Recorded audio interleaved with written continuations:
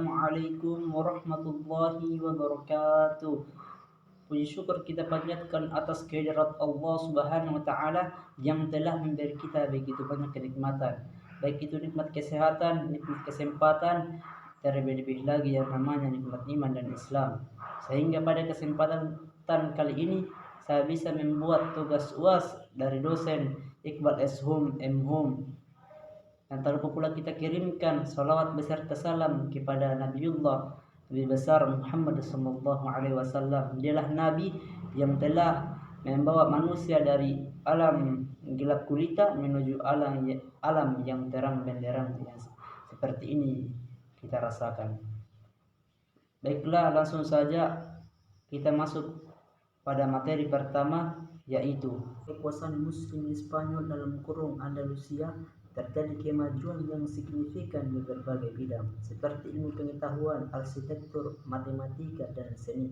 Beberapa pencapaian termasuk: 1. Arsitektur, pembangunan istana megah seperti Alhambra di Granada dan Masjid Cordoba mencerminkan keunggulan arsitektur Muslim pada masa itu.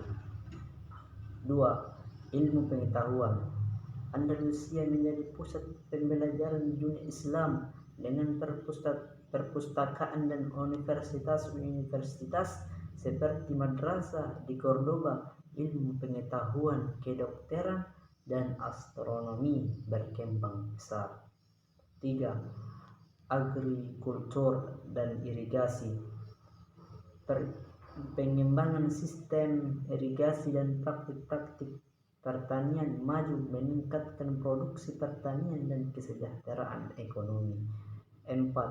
Perdamaian antar agama, Andalusia dikenal dengan toleransi antar agama. Muslim, Kristen, dan Yahudi hidup berdampingan dan saling berkontribusi terhadap kemajuan kebudayaan dan ilmu pengetahuan. 5. Penerjemahan karya klasik, banyak karya klasik Yunani dan Romawi diterjemahkan ke dalam bahasa Arab di Andalusia, melestarikan pengetahuan klasik untuk generasi berikutnya.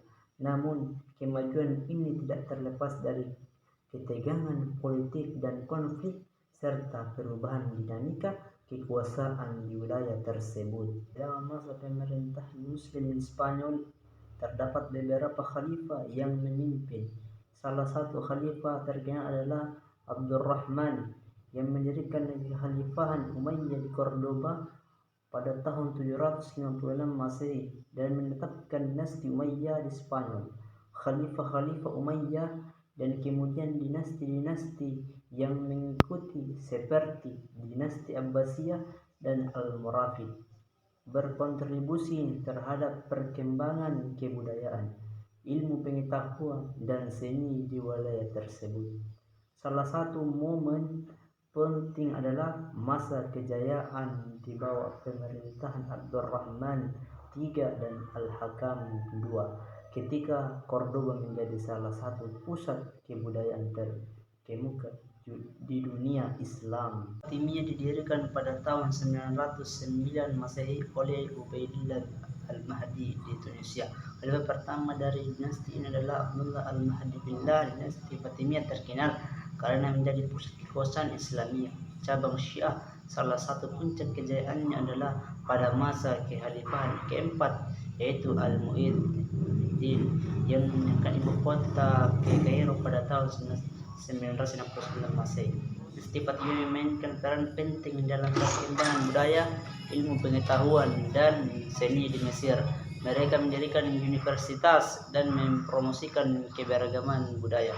Pada masa pemerintahan Al-Hakim bin Amr, kemajuan terjadi dalam ilmu pengetahuan dan seni, meskipun pemerintahannya juga dikenal dengan kebijakan kontroversial. Dinasti Fatimiyah mencapai puncak kejayaannya pada abad ke-10, tetapi kemudian menghadapi tantangan seperti serangan tentara salib dan konflik internal. Pada abad ke-12 dinasti ini mulai melemah dan pada tahun 1171 Salahuddin Al-Ayyubi merebut kekuasaan dari tangan mereka, mengakhiri pemerintahan Fatimiyah di Mesir. Kemunduran di Andalusia dimulai pada abad ke-11 seiring dengan konflik internal dan tekanan dari berbagai kekuatan eksternal. Beberapa faktor yang menyebabkan kemunduran hingga akhirnya kehancuran di Andalusia antara lain: 1. Perang Salib dan Reconquista. Penaklukan Kristen di semenanjung Iberia yang dikenal sebagai Reconquista mengakibatkan hilangnya wilayah-wilayah penting bagi pemerintahan Muslim. Kota-kota besar seperti Toledo dan Valencia jatuh ke tangan Kristen. 2. Pertikaian internal. Persaingan dan pertikaian antar kelompok Muslim sendiri, terutama di antara berbagai dinasti, melemahkan stabilitas politik dan militer. 3. Pembagian wilayah. Pada abad ke-11, Andalusia terpecah menjadi berbagai taifah dalam kurung kepangeranan yang saling bersaing. Ini membuat wilayah tersebut lebih rentan terhadap serangan dari luar. 4. Pembalasan politik dan perang saudara internal melemahkan pertahanan Andalusia, memudahkan penaklukan oleh kerajaan Kristen. Pada tahun 1492 dengan jatuhnya Granada, kekhalifahan Muslim di Spanyol resmi berakhir. Reconquista mencapai puncaknya dan Spanyol kembali sepenuhnya menjadi wilayah Kristen. Meskipun begitu, warisan di Andalusia tetap terlihat dalam warisan struktur ilmu pengetahuan dan kebudayaan yang telah memberikan kontribusi signifikan dalam sejarah Eropa dan dunia Islam. Bitun Wahidun juga dikenal sebagai Al-Muraqid dan Al-Muwahhid, merupakan dua dinasti Berber yang memainkan peran penting di Afrika Utara pada abad ke-11 hingga ke-13. Dinasti Murabbitun dalam kurung Al-Muraqid didirikan oleh Abdullah Yasin pada awal abad ke-11. Mereka awalnya berasal dari wilayah Sahara dan dengan cepat menguasai bagian besar Afrika Utara Spanyol dan sebagian besar Al-Andalus Spanyol Islam. Pemimpin utama mereka seperti Yusuf bin Tafsin berhasil menyatukan wilayah-wilayah yang sebelumnya terpecah dan memperlakukan ketertiban di bawah pemerintahan Islam yang konservatif. Dinasti Muwahhidun atau Al-Muwahhid muncul sebagai reaksi terhadap kebijakan yang dianggap terlalu liberal oleh dinasti Murabbitun. Pemimpin utama mereka, Abdul Al-Mu'min, berhasil menggulingkan Murabbitun pada pertengahan abad ke-12. Dinasti ini menegaskan otoritasnya di seluruh Al-Andalus dan Afrika Utara. Salah satu khalifah yang terkenal mereka, Yakub Al-Mansur, mendukung perkembangan ilmu pengetahuan dan seni, menciptakan atmosfer intelektual di istananya di Marrakesh.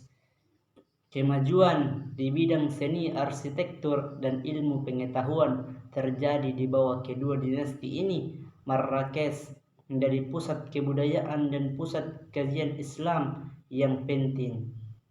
Meskipun kemudian dinasti Muwahhidun melemah dan terpecah, warisan mereka tetap berpengaruh dalam sejarah dan budaya Afrika Utara. Atau Al-Murabit mengalami kemunduran pada abad ke-12 setelah kekalahan mereka oleh dinasti Muwahhidun. Al-Muwahhid, pertempuran utama yang menyebabkan kemunduran ini adalah pertempuran Al-Buhaira pada tahun 1130 Masehi. Setelah itu dinasti Muwahhidun menggantikan Murabbitun sebagai kekuatan dominan di wilayah Maghrib.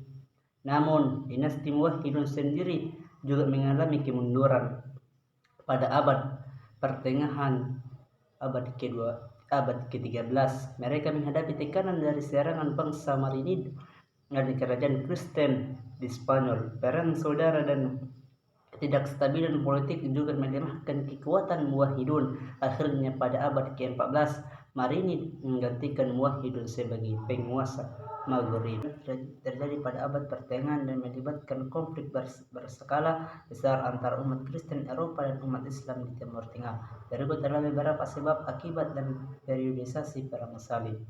Sebab terjadinya: 1. Tujuan agama, dorongan agama, terutama upaya untuk merebut kembali kota suci Yerusalem yang dianggap suci bagi agama Kristen, menjadi faktor utama. 2. Perebutan wilayah, ambisi untuk memperoleh kendali atas wilayah-wilayah perdagangan dan strategis di Timur Tengah juga menjadi motivasi. 3. Pentingnya route kendali atas jalur perdagangan penting yang menghubungkan Eropa dengan Asia dan kejayaan di sepanjang jalur tersebut. Periodisasi Perang Salib. 1. Periode pertama pada tahun 1096 sampai 1099. Perang Salib pertama dipimpin oleh tokoh seperti Godfrey dan Limon berhasil merebut kembali Yerusalem pada tahun 1999. 2. Periode kedua 1147 sampai 1149 Perang Salib kedua yang melibatkan tokoh seperti Louis Perancis di Konrad Jerman tidak mencapai tujuannya untuk merebut kembali Edessa. 3. Periode ketiga 1189 sampai 1192 Perang Salib ketiga yang dipimpin oleh Richard de Lancaster dari Inggris dan Philip II dari Prancis menghasilkan gencatan senjata dan perjanjian damai dengan Salahuddin Al-Ayyubi. Pada tahun 1250 Masehi di Mesir setelah tentara Mamluk memberontak dan berhasil menggulingkan dinasti Ayyubiyah. Pemimpin kunci dalam pemberontakan ini adalah seorang Mamluk bernama Aibak. Puncaknya terjadi ketika Aibak menikahi Sajar al-Dur janda al-Malik al-Saleh dan mengambil alih kendali pemerintahan. Mereka kemudian mendirikan dinasti mereka sendiri yang dikenal sebagai dinasti Mamluk. Seiring berjalannya waktu, peran Khalifah Abbasiyah berkurang dan kekuasaan faktual lebih banyak dipegang oleh Sultan Mamluk. Khalifah Abbasiyah tetap ada sebagai simbol kekuasaan dan kadang-kadang memberikan legitimasi kepada penguasa Mamluk. Beberapa Khalifah Abbasiyah selama periode dinasti Mamluk meliputi Al-Mustansir 1290 sampai 1298, Al-Hakim 1 1298 sampai 1261 dan Al-Mustakfi. Namun peran mereka cenderung lebih seremonial sementara penguasa Mamluk memiliki kendali sebenarnya atas pemerintahan. Dinasti Mamluk berlanjut hingga awal abad ke-16 ketika Kesultanan Utsmaniyah berhasil mengalahkan Mamluk pada tahun 1517 Masehi. Dinasti Mamluk mengalami periode kemajuan dan kemunduran selama pemerintahannya di Mesir dan Suriah. Kemajuannya: 1. Pembangunan kota dan arsitektur. Mamluk membangun kota-kota megah seperti Kairo yang menjadi pusat kebudayaan dan ekonomi. Arsitektur Mamluk terutama dalam bentuk masjid dan kompleks pendidikan menunjukkan pencapaian tinggi dalam seni dan arsitektur Islam. 2. Kemajuan ekonomi. Mamluk memperluas perdagangan dan ekonomi menjadikan Mesir sebagai pusat perdagangan yang penting. Ini mencakup hubungan dengan Eropa Timur Tengah dan India. 3. Perkembangan ilmu, pengetahuan dan seni. Mamluk mendukung perkembangan ilmu, pengetahuan sastra dan seni. Pusat-pusat pembelajaran dan perpustakaan di Kairo menjadi tempat berkembangnya pengetahuan.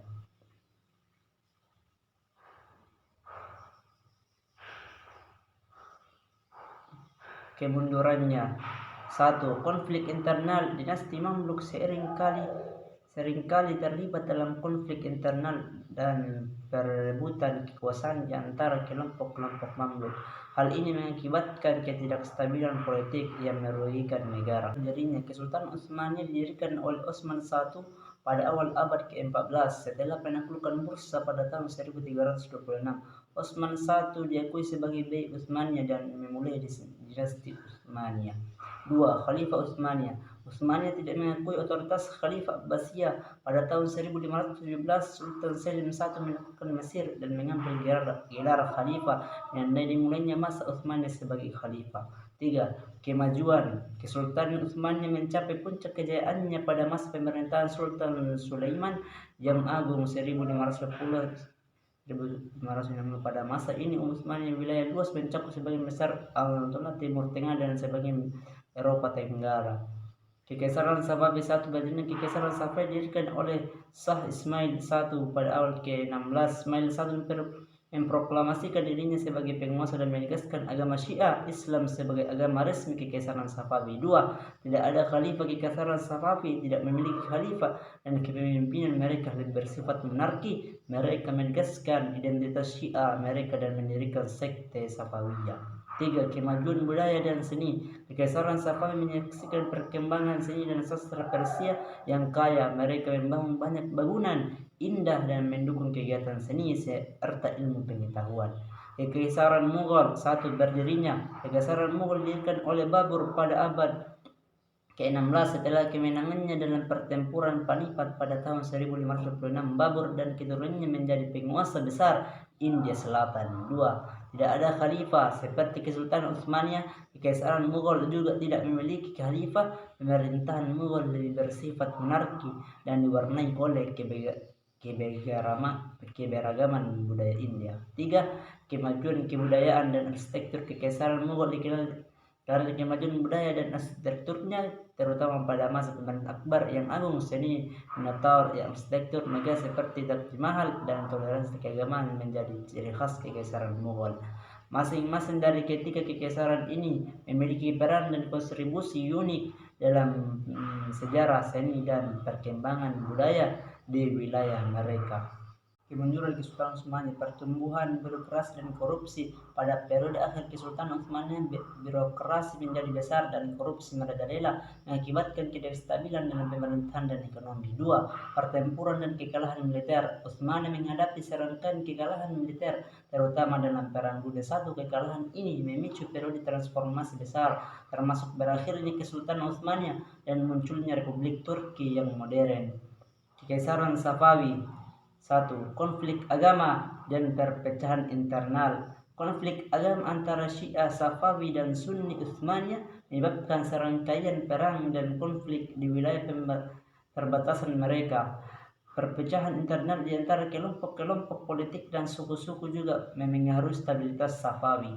2. Penurunan ekonomi. Kesultanan Safawi mengalami penurunan ekonomi yang signifikan, terutama karena penurunan perdagangan dan konflik-konflik internal yang merugikan pertumbuhan ekonomi. Kekaisaran Mughal. 1. Korupsi dan peperangan.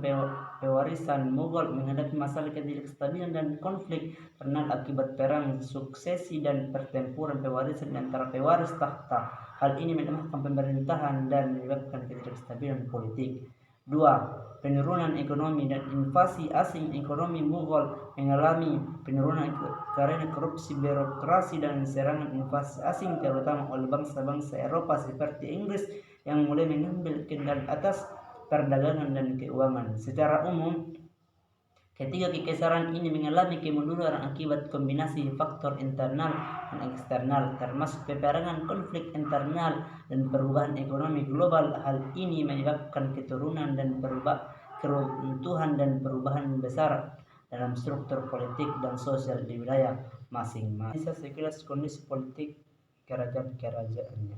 1. Kerajaan Indonesia. Sebelum masuknya Islam di Indonesia terdiri dari berbagai kerajaan seperti Sriwijaya dan Majapahit. Kontak dengan dunia Islam terjadi melalui jalur perdagangan, terutama dengan pedagang Arab, India dan Tiongkok. 2. Masuknya Islam. Islam pertama kali masuk ke Indonesia melalui perdagangan.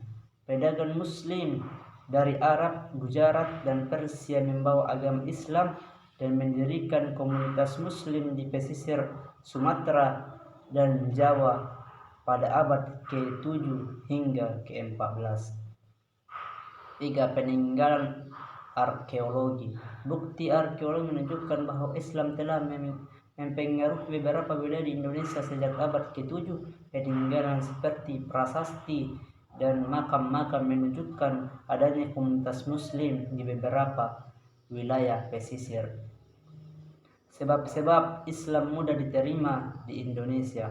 1. Toleransi budaya. Budaya Indonesia yang toleran memungkinkan adopsi dan integrasi agama baru tanpa menghilangkan nilai-nilai lokal. Hal ini mempermudah penyebaran Islam tanpa menimbulkan konflik budaya yang besar.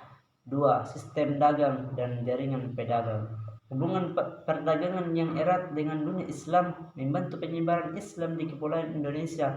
Pedagang Muslim yang membangun jaringan dan komunitas di wilayah-wilayah perdagangan ikut menyebarkan ajaran Islam.